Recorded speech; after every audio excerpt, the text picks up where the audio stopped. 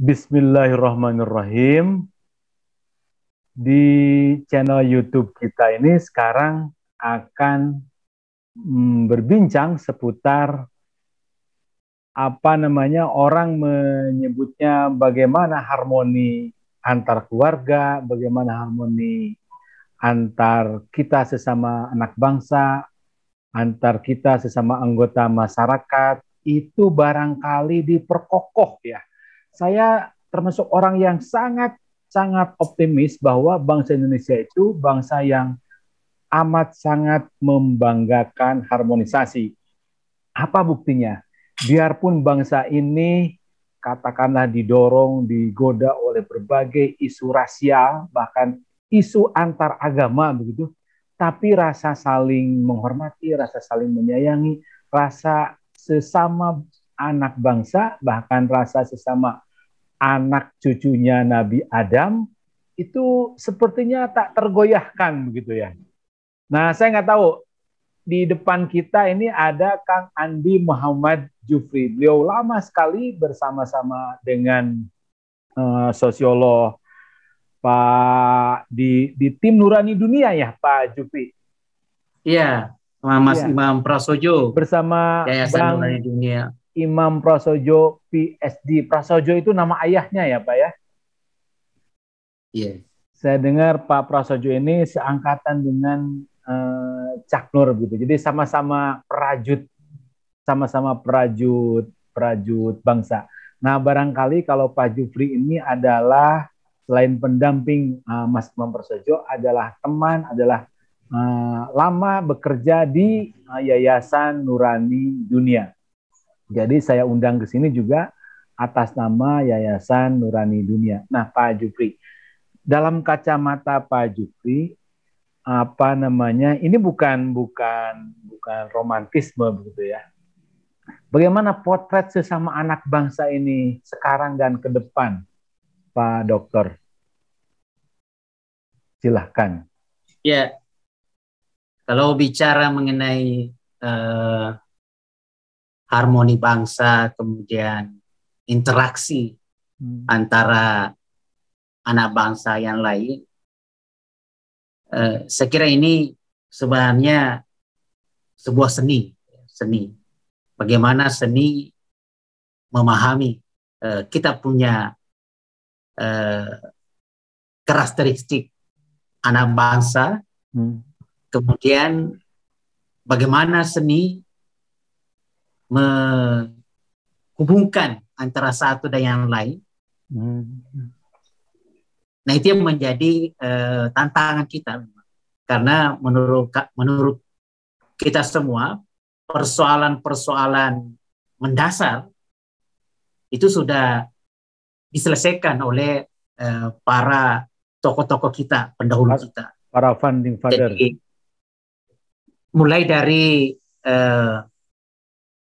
para pemuda yang melaksanakan Sumpah Pemuda tanggal 28 Oktober, saya kira itu kesadaran yang tinggi dengan berbagai macam suku bangsa dan agama dan wilayah. Mereka berkomitmen dan mendeklarasikan Sumpah Pemuda. Kemudian itu dipertegas lagi dengan lahirnya Undang-Undang Dasar kita, Dasar Negara 1945, dan kemudian di situ lahir Dasar Negara Pancasila yang begitu alot diskusinya, dan saya kira itu adalah saripati ilmu dan pengalaman dari tokoh-tokoh bangsa dengan berbagai macam latar belakang, dari ulama, kemudian dari pendeta, kemudian dari hidup dengan bersama rakyat yang berjuang di level-level perguruan tinggi sebagai nasionalis dan lain. Kemudian sehingga kita kenal sampai saat ini dan kita sering mensosialisasikan 4 pilar kebangsaan itu, yaitu yang pertama adalah Negara Kesatuan Republik Indonesia yang telah kita proklamirkan di 17 Agustus 1945. Kemudian yang kedua adalah Undang-Undang Dasar 1945 sebagai landasan negara kita. Kemudian yang ketiga Pancasila sebagai falsafah hidup. Dan kemudian yang ketiga adalah semboyan yang kita kenal Bhinneka Tunggal Ika. Berbeda-beda tetapi tetap satu.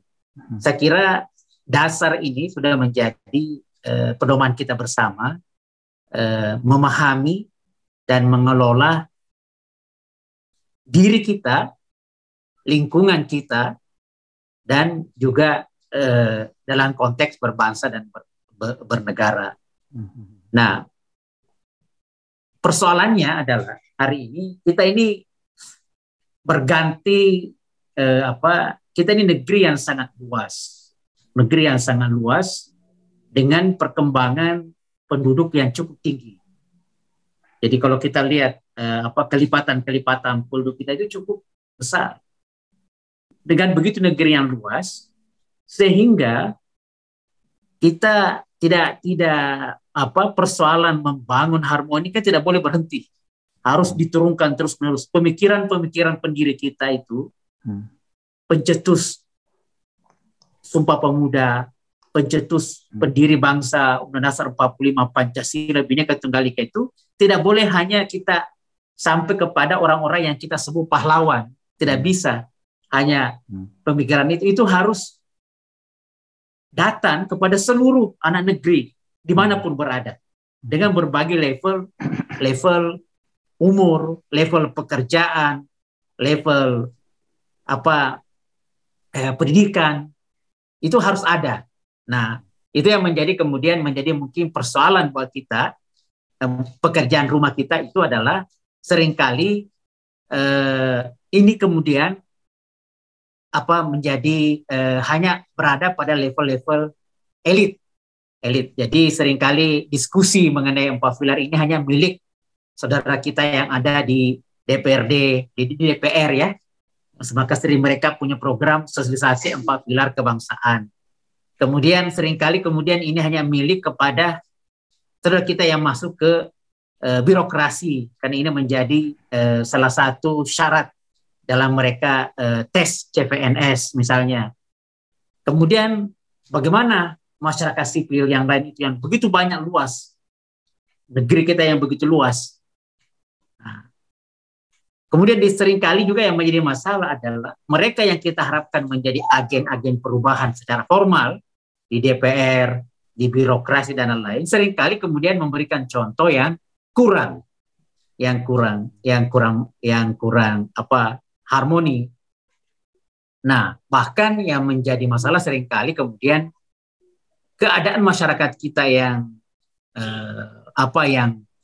tingkat kesadarannya kemudian seringkali dieksploitasi dengan aspek-aspek yang seringkali itu yang menjadi yang sudah diselesaikan oleh pendahulu kita. Jadi mengenai aspek agama, batas-batas interaksi sosial yang seringkali semua orang punya, misalnya suku, daerah, kemudian etnis dan lain-lain itu seringkali dieksploitasi untuk menjadi bahan-bahan politik.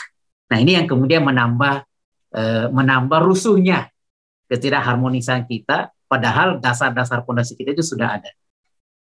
Oleh karena itu, saya kira ini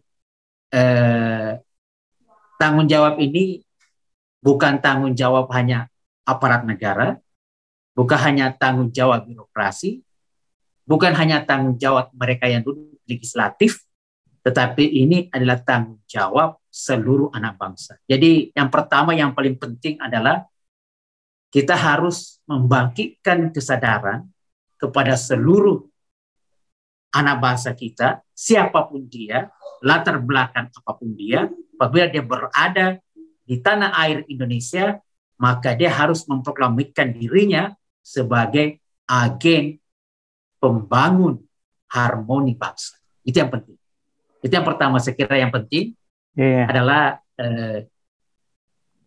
Mas Kak Anton, apapun latar belakangnya, Anda adalah agen perubahan pembangun bangsa. Saya apapun saya punya latar belakang, jadi tidak ada istilah ini urusan RT, ini urusan pemerintah, ini urusan DPRD. Tidak ada. Semua kita yang telah memegang KTP warga negara Indonesia wajib dan bertanggung jawab membangun harmoni bangsa. Bagaimana caranya? Nah, itu nanti kita bisa diskusikan lebih lanjut. Kira-kira begitu, Kak, untuk prolog pertama. Pak Jupri. Sebelum ke cara, barusan saja kurang lebih setengah jam yang lalu, saya kedatangan namanya Mas Diran Murtado. Dia mahasiswa tingkat akhir di jurusan Akidah Filsafat Islam UIN. Saya namakan istilah Pak Jupri, saya namakan dia seorang champion. Rumahnya kalau istilah di sini berbatasan dengan Australia, gitu. Jadi kurang lebih 2 jam dari pusat Garut kota. Memang di pantai Jawa bagian selatan, rumahnya di sekitar situ. Nah, bagi orang di seputar perbatasan Indonesia dengan Australia, tepatnya di pinggir pantai, bagi dia bagaimanapun Indonesia sebut saja dikoyak begitu ya. Ya itu urusan yang ngoyak begitu ya. Dia nggak merasa terganggu begitu ya. Jadi saya ingin mengatakan kepada Pak Jupri bahwa bolehlah ada yang ingin mengoyak harmoni bangsa begitu. Tapi bagi mereka itu kecil begitu. Sebut saja ada kekuatan yang mengoyak harmoni bangsa lewat kejadian bom Bali begitu ya. Tapi bagi emak-emak di kampung, bagi para ustadz, bagi para ajengan, bagi para kiai, itu nggak terpengaruh begitu ya. Dia tetap konsisten menjadi agen pembaharu bangsa. Bahkan kalau bahasa saya tadi, dia tetap konsisten. Saya ini posisi saya ini adalah memperkokoh begitu ya, mengembangkan pemahaman bahwa harmoni bangsa itu perlu kita muliakan. Gitu. Jadi maksud saya betapa agenda-agenda saling mewangikan itu tetap ada begitu di tengah banyak orang yang berkepentingan mengoyak agenda-agenda saling mewangikan atau agenda-agenda siliwangi. Nah, sebelum kita ke cara begitu, seperti apa optimisme Pak Jupri begitu antara yang mengoyak dengan harmoni bangsa, Pak Jupri? Saya kira kita harus bersyukur karena setelah kita 70 tahun lebih merdeka, hasil-hasil pembangunan juga kita sudah banyak nikmati, pendidikan juga kita sudah relatif mulai juga ditingkatkan, dan pembangunan juga sudah mulai terus dilakukan, dan informasi juga dengan adanya teknologi juga semakin bebas. Nah, hari ini kita banyak muncul mutiara-mutiara penggerak dari grassroots, jadi dari masyarakat bawah. Dan saya kira ini menjadi salah satu bagian penting dari reformasi, di mana dulu pendekatan yang top down dari bawah, dari atas, pendekatan yang kalau kita anggap otoriter misalnya dulu, yang kemudian banyak mengurangi peran masyarakat sipil, maka saat ini kita lihat banyak mutiara-mutiara dari desa, dari kota, dari kampung, yang kemudian muncul menggerakkan kampungnya dengan berbagai bidang kegiatan. Saya kira hal penting, kami optimis dengan juga mulai dikedepankan pembangunan yang berbasis partisipatif, atau istilah lain bagaimana melibatkan masyarakat. Program-program pemerintah juga saat ini sudah mulai menjadikan masyarakat sebagai salah satu faktor utama keberhasilan pembangunan. Saya kira itu menjadi penting untuk menjaga keberlanjutan pembangunan.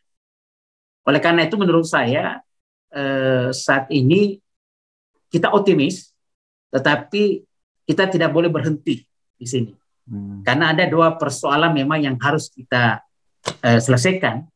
Ada pertama, seringkali masyarakat kita terjadinya disharmoni itu karena ada persoalan struktural Jadi memang itu perlu diatasi, dan saya kira program struktural itu misalnya pembangunan yang tidak sampai ke masyarakat atau tidak merata, atau istilah lain yang sering orang ungkapkan tidak berkeadilan, nah itu harus terus diperbaiki. Dan saya kira pemerintah kita saat ini dan insya Allah mudah nanti akan datang terus menjadikan ini prioritas, bagaimana masyarakat-masyarakat yang kecil, masyarakat-masyarakat yang membutuhkan, semua merata tanpa pandang bulu. Saya kira itu persoalan struktural itu harus dikedepankan, dan ini sudah muncul kesadaran baik di eksekutif, pemerintahan maupun di legislatif maupun masyarakat sipil. Saya kira budaya membangun dengan menyelesaikan masalah struktural ini penting, dan ini terus diadvokasi oleh kelompok-kelompok masyarakat sipil. Anda pasti melihat Kantom bagaimana aktivis-aktivis seringkali menyuarakan walaupun kelihatan kritis, tetapi itulah suara-suara itu merupakan suara yang mengingatkan kepada pemerintah pentingnya kita menyelesaikan masalah struktural, karena persoalan struktural itu seringkali menjadi salah satu penyebab timbulnya disharmoni. Nah, kemudian yang kedua yang paling penting, ini juga sudah sering harus digalakkan adalah masalah interaksi sosial antara masyarakat. Apalagi di era media sosial saat ini adalah jangankan di interaksi, kalau di offline biasanya muka itu menjadi salah satu bentuk bisa kita menjadi harmoni atau disharmoni. Kita bermuka memandang orang dengan pandangan yang kurang sejuk, itu juga membuat kita disharmoni. Seringkali kita bertanya-tanya di tetangga, bahkan di keluarga juga bisa seperti itu. Oleh karena itu kita perlu membudayakan budaya salam, ya, budaya salam dengan budaya senyum, dan itu kearifan-kearifan agama, kearifan-kearifan lokal itu sudah mendorong seperti itu. Jadi budaya membuat muka berseri memandang orang, kemudian bukan hanya itu, menyapa. Hari ini saya lihat budaya menyapa ini seringkali juga kurang, ya. Hanya biasa kita masuk di transportasi umum atau di jalan, cara menyapanya itu juga bahkan sering kita habiskan waktu melalui teknologi, ya, HP kita, ya, sehingga kita lupa menyapa. Bahkan di keluarga juga begitu. Ini juga menjadi suatu persoalan. Jadi budaya menyapa ini perlu terus dan agama juga dan kearifan lokal itu seringkali bagaimana budaya menyapa itu menjadi penting. Kemudian menurut saya yang ketiga selain tadi budaya memperlihatkan muka yang damai, harmoni, kemudian juga mengungkapkan sebuah kata-kata. Ini kata-kata ini menjadi penting. Saya kira ini juga menjadi sebuah masalah bagaimana sebuah mengungkapkan sesuatu yang tidak menyakiti hati pihak lain, gitu, ya. Jadi mengomentari itu yang penting. Seringkali ini persoalan kata-kata membuat kita ramai, membuat kita disharmoni. Nah, saya kira itu penting, membudayakan bahasa-bahasa yang ramah, dan itu saya kira ciri khas kita Indonesia, itu yang penting yang sekarang perlu digalakkan. Nah, kemudian yang ketiga, menurut saya yang keempat, ya. Jadi yang pertama adalah ini mengenai interaksi. Yang pertama adalah bagaimana secara fisik kita menampakkan keramahan. Yang kedua adalah secara lisan kita menampakkan juga keramahan. Yang ketiga adalah secara aksi. Jadi aksi itu adalah kepedulian. Seringkali kita banyak saudara-saudara kita di sekitar kita ini sebagai tetangga, seringkali kita hanya peduli pada diri kita atau lingkungan tertentu atau kelompok kita tertentu. Nah, itu menjadi ada orang yang padahal kita punya saudara di kampung itu kan beda-beda, kita punya karakter. Ada yang tertutup, ada yang terbuka. Kemudian berbeda-beda kita punya pemahaman. Misalnya kita dari berbeda suku etnis itu berbeda-beda juga karakternya. Agama juga berbeda-beda. Sehingga perlu kita galakkan itu budaya interaktif. Kalau tidak ada interaksi, seringkali kemudian swasangka atau stigma itu muncul. Oleh karena itu, di masyarakat itu, pertama setiap kita itu harus proaktif, menyapa, kemudian memperlihatkan visi tadi, kemudian juga interaksi peduli. Tetapi kalau tidak ada, harus ada sekelompok orang di situ, di kampung atau di lingkungan tertentu, mendinamisasi terjadinya interaksi. Nah, bahkan yang lebih tinggi lagi itu adalah bagaimana ini dimasukkan dalam sebagai frame mover atau perhatian utama kepada seluruh program pembangunan. Itulah yang disebut partisipasi dan pembangunan gotong royong. Jadi hari ini banyak pembangunan kita seringkali kemudian menyediakan peran-peran masyarakat. Atau misalnya di desa-desa, di kampung-kampung, tapi kita bersyukur saat ini juga pembangunan desa, pembangunan kampung sudah mulai. Tapi ini kita perlu kawal bagaimana betul-betul kelompok-kelompok masyarakat itu bisa berpartisipasi aktif. Pemikiran dan interaksi itu harus direkayasa betul itu. Saya masih ingat waktu kecil ada gotong royong di kampung itu mengangkat rumah bareng-bareng ya pada hari Jumat.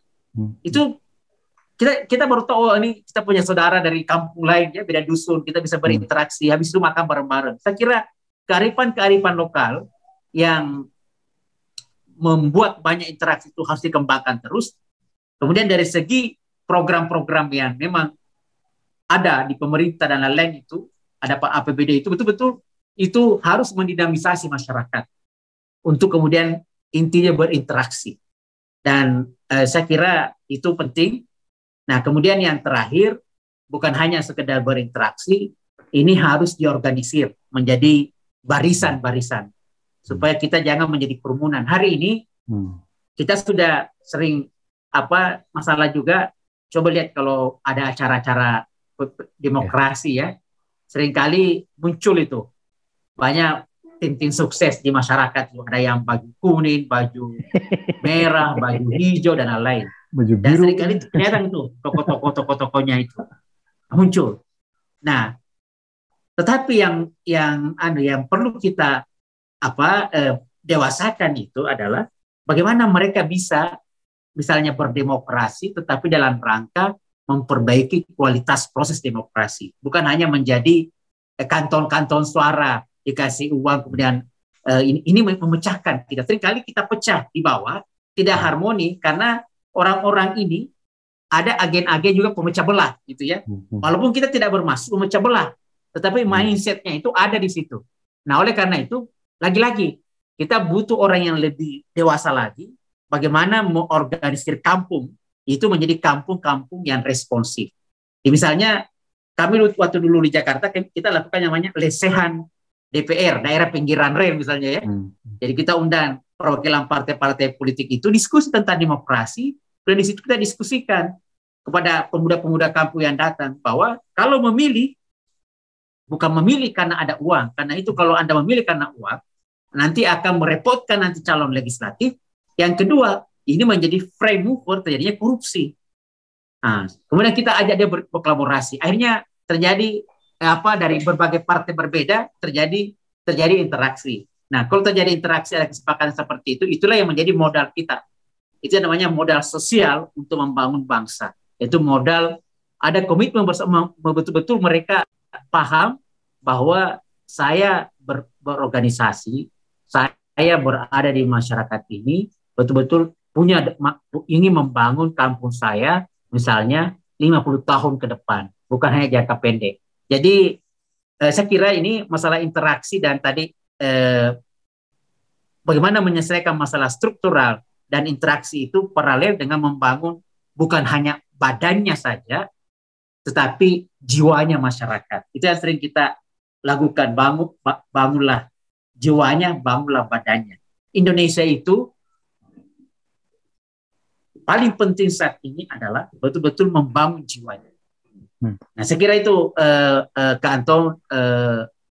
Saya kita sepakat Pak. Tapi kita akan mengawal pembangunan bangsa yang betul-betul membuat dampak, yang membangun, bukan hanya membangun badannya, tetapi membangun jiwanya.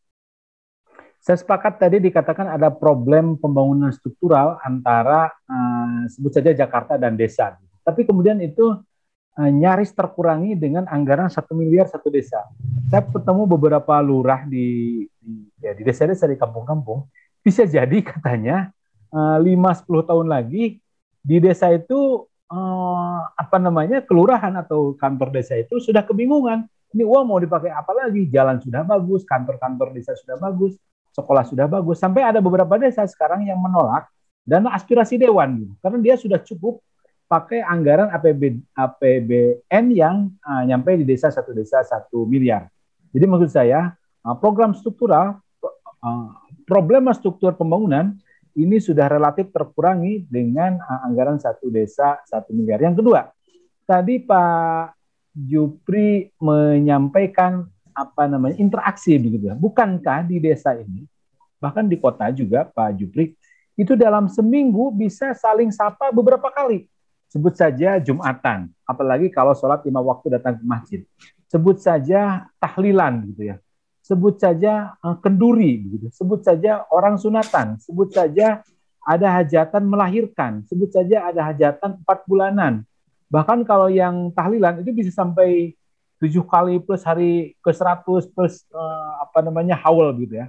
Jadi interaksi orang-orang Indonesia itu kalau menurut saya terlalu kuat untuk dikoyak gitu. Bukan tidak ada yang mengoyak, tapi banyak. Nah, tapi menurut saya yang problem itu adalah ketika bagaimana kekuatan interaksi ini itu dibawa ke tingkat jamaah atau ke tingkat organisasi. Tadi bahasa Pak Jupri, kita ini kerumunan begitu, bukan sebuah kesatuan gitu.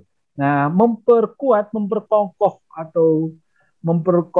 jamaah atau memperkokoh organisasi barangkali ini yang kurang, Pak. Di mata Bapak sebagai seorang sosiolog, bagaimana memperkokoh jamaah itu, Pak? Memperkokoh organisasi itu seperti apa?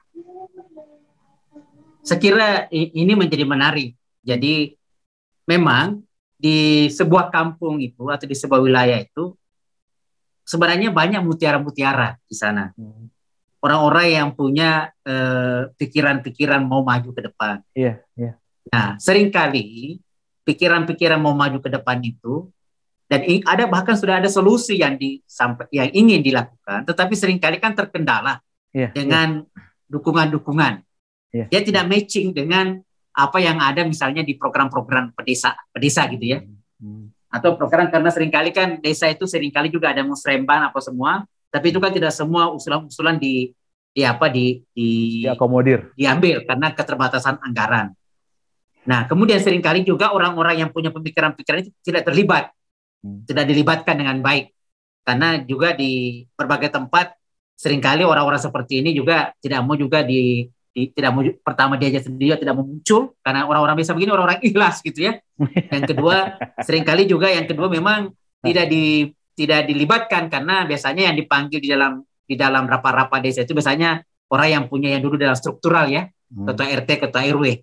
Nah, oleh karena itu penting sekali bagi kepala desa menurut saya atau siapapun yang ingin membangun desa itu adalah bagaimana memetakan dengan baik seluruh potensi-potensi yang ada di desa dengan pola melakukan interaksi dengan baik. Jadi kalau dalam metode-metode ilmiah kita ada istilah observasi, ada survei dan lain-lain, ada pemetaan partisipatif. Jadi harus ada orang yang melihat itu secara makro dan detail, itu desa kita itu apa sih potensinya? Siapa orangnya di sini?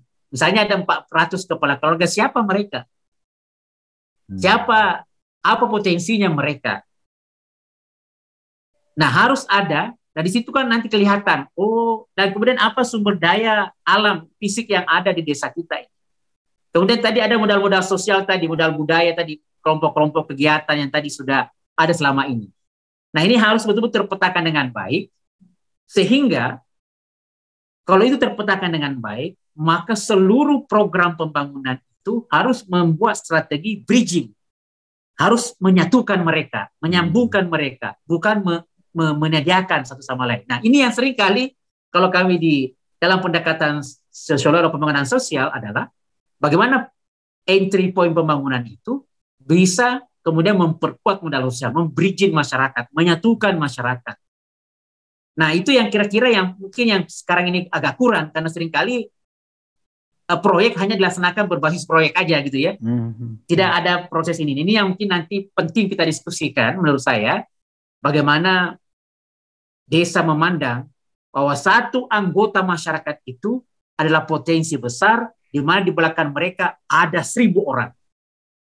Siapapun jangan lihat mukanya, jangan lihat dia miskinnya, jangan lihat dia kayanya, jangan lihat dia pangkat dan jabatannya. Tapi dia adalah warga kita yang tinggal di sana 50 tahun ke depan. Dia harus berpikir bagaimana 100 tahun kampung itu bisa maju. Nah, mindset itu harus ada, ditularkan di masing-masing individu anggota masyarakat. Sehingga masyarakat itu bukan hanya, hari ini ada masyarakat namanya masyarakat represif. Masyarakat represif itu masyarakat yang tinggal di sebuah lingkungan, kerjanya hanya pergi bekerja, pulang tidur, makan, pagi bekerja lagi. Jadi urusan apa semua itu hanya untuk urusan RT RW saja. Masyarakat seperti ini namanya masyarakat represif. Nah, kita ingin menjadi kampung yang responsif. Semua masyarakat memberi pemikiran, memberi waktunya, tenaganya, bahkan materinya untuk membangun masa depannya ke depan. Nah, ini menjadi kampung yang ciri-ciri, kampung yang cerah di masa depan. Kak Anton, lihat saja bagaimana kampung yang represif itu, masyarakat yang tidak peduli itu, menjadi korban. Korban menjadi kampung tawuran, kampung narkoba, kampung yang apa semua, banyak sampah, tidak terkelola dengan baik, kampung yang sering terbakar, banyak masalah sosial yang terjadi. Kenapa? Karena masyarakatnya tidak tangguh, tidak mulai. Nah, ini saya kira, jadi dalam perencanaan ini yang pertama yang paling penting adalah melihat potensi masyarakat, dan ini harus ada orang-orang yang betul-betul berpikir bagaimana menyatukan masyarakat, bagaimana membimbing ini, masa depan kampung ini 100 tahun ke depan mau jadi apa. Harus ada orang itu seperti. Siapa mereka? Nah, orang-orang seperti ini kalau bisa jangan terlibat dalam politik praktis, Pak. Dia harus menyatukan. Jadi harus ada, menurut saya intelektual muda kita yang dari kampus apa ini harus duduk di situ. Tidak mengejar jabatan, tapi dia ingin menyambungkan potensi masyarakat. Sehingga kampung itu ke depan mau jadi apa. Nah, itu banyak. Mulai dari anak muda, ada kalau itu bisa diorganisasi dengan baik, kemudian barulah kita bikin program-program yang mana prioritas, kemudian siapa orang-orangnya, champion-champion kegiatannya di situ, itu disatukan. Nah, memang menyatukan ini, bridging namanya ini, itulah proses mendinamisasi masyarakat. Karena kalau tidak bersatu, susah. Kalau tidak bersatu, ada yang ke kiri ke kanan, itulah yang gunanya harus ada interaksi. Jadi jangan top down, harus diajak. Nah, mengajak mereka berdiskusi, berpartisipasi, itu adalah proses membangun bangsa namanya. Ini membangun intelektual bangsa.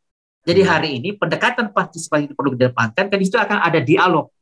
Ada saling berdialog, saling membangun rasionalitas. Dan ketika rasionalitas itu muncul, di situ nanti kita akan melahirkan masyarakat-masyarakat yang saling menghargai, saling sama lain, saling. Hari ini dia tahu menyapa, oh orang ini kalau berpendapat logat bahasanya begini ya, oh dia orang Bugis, oh ini sangat halus, orang Sunda, ini bagus banget nih anunya bahasanya, jadi ada sedikit internasionalnya. Akhirnya kemudian orang akrab dengan bahasa, sehingga tidak menjadi asing itu dengan oh ini ada orang berpakaian rambutnya keriting, ini ada rambut jadi beda-beda rambut juga lurus, oh begini, ada yang putih, ada yang hitam. Tetapi ketika mereka bersatu di situ, dia tidak melihat lagi itu.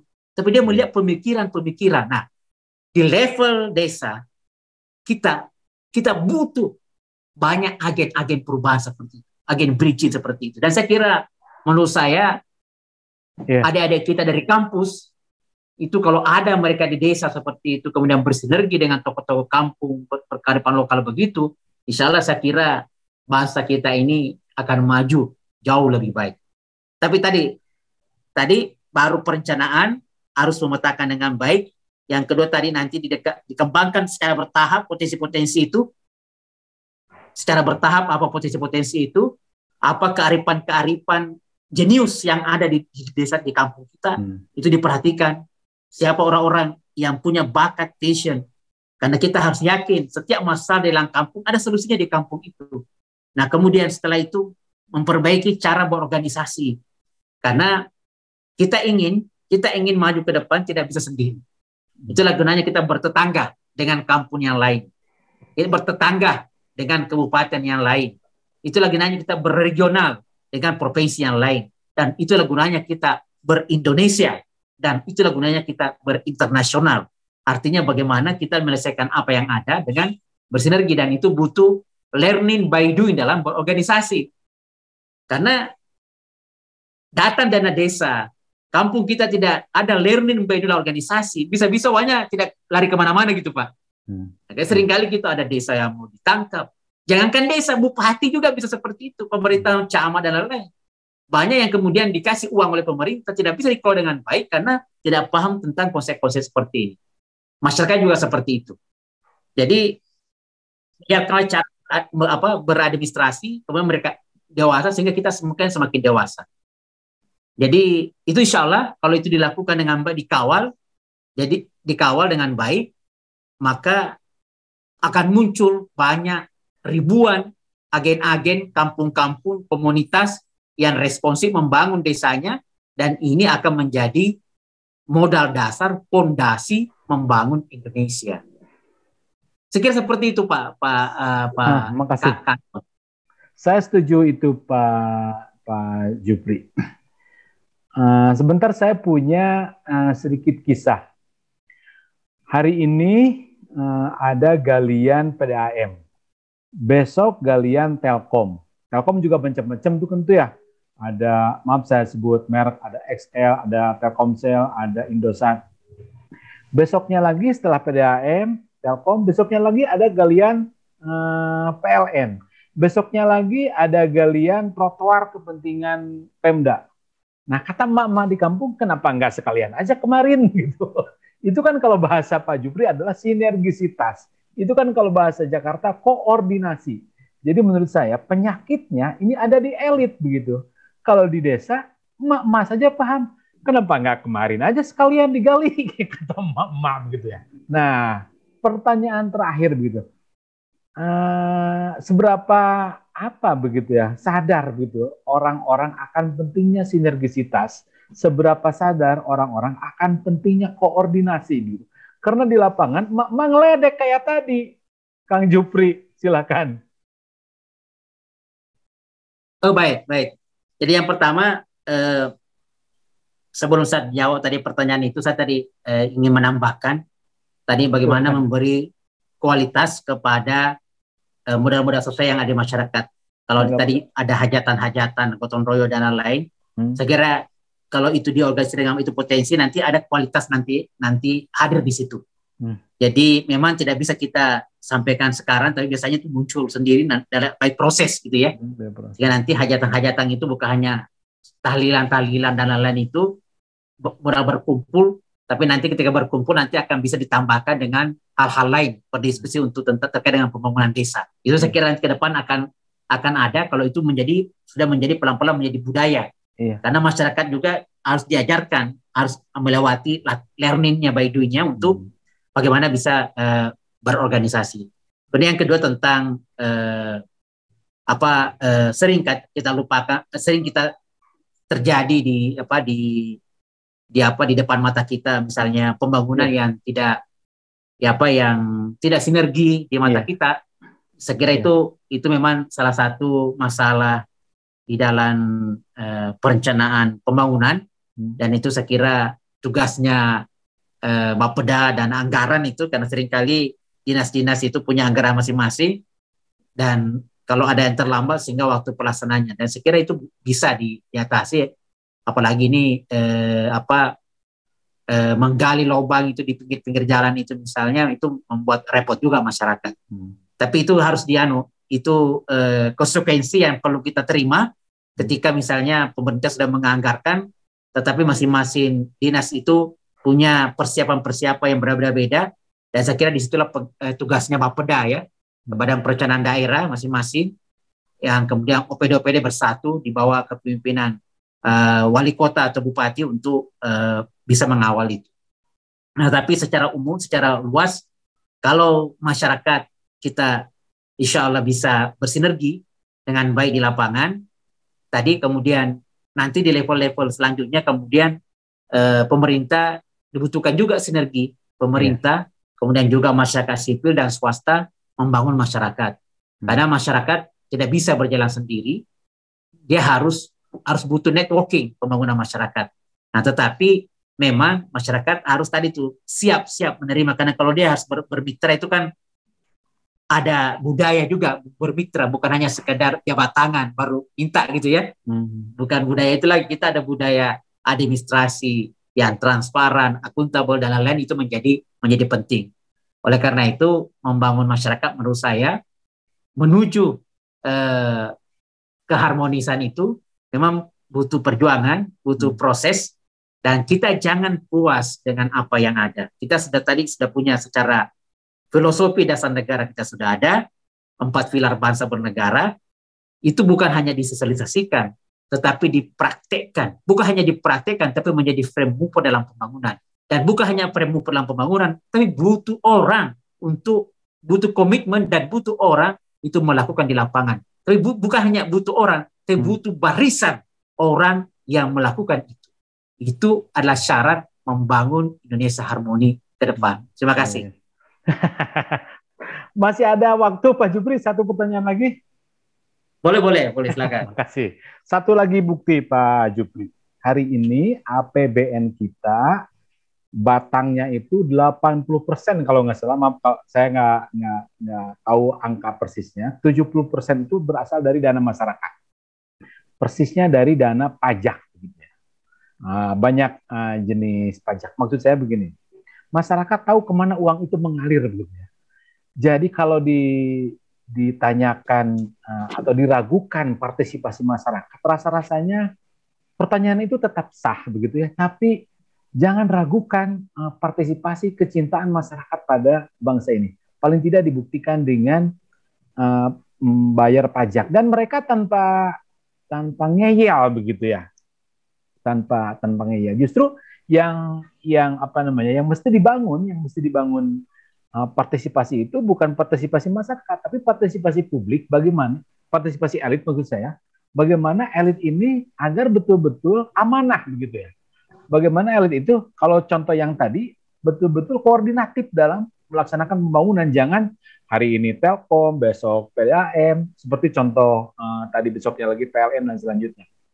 Jadi penyakitnya, saya ingin berkata sekali lagi, penyakitnya itu bukan berada di tingkat masyarakat elit begitu, tapi penyakit sinergisitas ini, penyakit interaksi dalam bahasa Pak Jupri tadi, bahkan penyakit struktur ini adalah berada di elit begitu Pak Jupri. Nah, bagaimana membangun ini begitu? Bagaimana justru champion ini ada di elit begitu? Silakan Pak Jupri. Iya, saya kira ini hubungan timbal balik. Jadi elit berbuat seperti itu karena juga masyarakatnya pasti karena mereka elit kan lahir dari masyarakat, dan budaya masyarakat kemudian itu melahirkan elit-elit yang mungkin tidak amanah. Ya, jadi kita susah berharap elit itu amanah kalau masyarakat kita tidak kita sedarkan, karena juga kita juga harus memahami banyak juga masyarakat kita apatis gitu ya, maunya instan. Jadi ya kita harus memahami itu, dan seringkali kemudian hal-hal seperti itu digunakan oleh orang-orang tertentu yang kemudian menjadi elit, ya, itu elit politik misalnya, atau elit yang bekerja. Nah, ketika elit itu bekerja kemudian mengembangkan seperti itu, hanya dampaknya juga kepada masyarakat. Jadi dua hal ini yang penting, dan memang kita berharap tadi kepada elit-elit kita bahwa kita menjadi pemimpin bangsa, atau menjadi apapun kedudukan kita di masyarakat, baik di level manapun, itu punya tanggung jawab besar. Jadi bukan hanya sekedar cari jabatan, bukan hanya sekedar bagaimana kita menjadikan itu sebagai melanjutkan komitmen pendiri bangsa, untuk mengisi kemerdekaan. Dengan mengisi kemerdekaan dengan melaksanakan tupoksi-tupoksi yang betul-betul amanah dan berdampak, mendidik masyarakat. Jadi elit-elit itu kita anggap sebagai penerus yang memegang kebijakan, yang harus memberi contoh seperti mana pendiri-pendiri kita dulu. Dan mudah-mudahan, dan kita juga alhamdulillah saat ini banyak juga tokoh-tokoh kita, ya, atau elit-elit kita juga seperti itu. Yang kedua juga sekarang masyarakat sipil juga sangat kritis mengawasi berbagai hal yang terkait dengan itu. Yang ketiga, pemerintah juga dengan DPR juga sudah membentuk komisi-komisi yang kira-kira mengawasi semua tindak lanjut, tindak tanduk elit yang tidak mungkin berpihak kepada aturan-aturan yang sudah kita atur bersama. Mulai dari masalah korupsi ada KPK, masalah kebijakan ada komisi ombudsman dan lain-lain gitu ya. Jadi komisi-komisi yang dibentuk itu juga sebenarnya ada yang kalau tidak melanggar HAM ada komisi Komnas HAM dan lain-lain. Ada Komnas Perempuan dan Anak. Jadi seluruh pemerintah sudah membuat lembaga-lembaga ad hoc. Iya. Banyak sekali lembaga-lembaga ad hoc. Dan saya kira elit-elit bangsa juga sekarang sedang belajar juga untuk itu. Nah, di sisi lain kita memperbaiki juga struktural atau sistem prosedur demokrasi di masyarakat supaya demokrasi kita jangan hanya sekedar demokrasi formalitas, tapi demokrasi substansial. Dan itu memang membangun masyarakat butuh waktu karena itu regenerasi. Dan saya kira ini bukan hanya tanggung jawab satu pihak, bukan hanya tanggung jawab pemerintah, tetapi tanggung jawab kita semua. Kira-kira begitu, Pak. Jadi poin terbesar dari Pak Andi Muhammad Jupri hari ini adalah bagaimana memperbanyak agen-agen, memperbanyak champion-champion yang itu melakukan brigitisasi barangkali begitu ya. Apa tadi Pak? Bridging ya? Iya. Ya saya kira ke depan mungkin saya kira nanti kalau Kanto bisa mempelopori jadi bukan hanya diskusi seperti ini, nanti kita ada viko-viko dengan kepala-kepala desa, dengan karang-karang taruna, apa semua diskusi, saling kita mendinamisasi tentang wawasan bagaimana strategi membangun dengan pendekatan partisipatif. Jadi ini saya kira PR kita yang besar, bagaimana menumbuhkan. Saya kira di bangsa kita ini banyak mutiara, banyak orang yang berkorban. Petani-petani kita itu mereka sudah berkorban ke sawah, nelayan-nelayan kita dan lain. Banyak orang-orang ikhlas di anak-anak bangsa kita ini. Nah, mungkin itu yang perlu kita diskusikan dan nyambungkan supaya mereka menjadi barisan gelombang cinta, barisan ya. Barisan pembangunan. Kira-kira begitu, Pak. Makasih Pak Jupri, sosiolog muda kita dari Jakarta. Matur nuwun. Salam buat keluarga. Ya. Wassalamualaikum warahmatullahi wabarakatuh. Sami-sami Pak Ngersa. Kapan-kapan main ke Garut lagi. Siap. Billahi taufiq wal hidayah. Wassalamualaikum warahmatullahi wabarakatuh. Waalaikumsalam warahmatullahi wabarakatuh.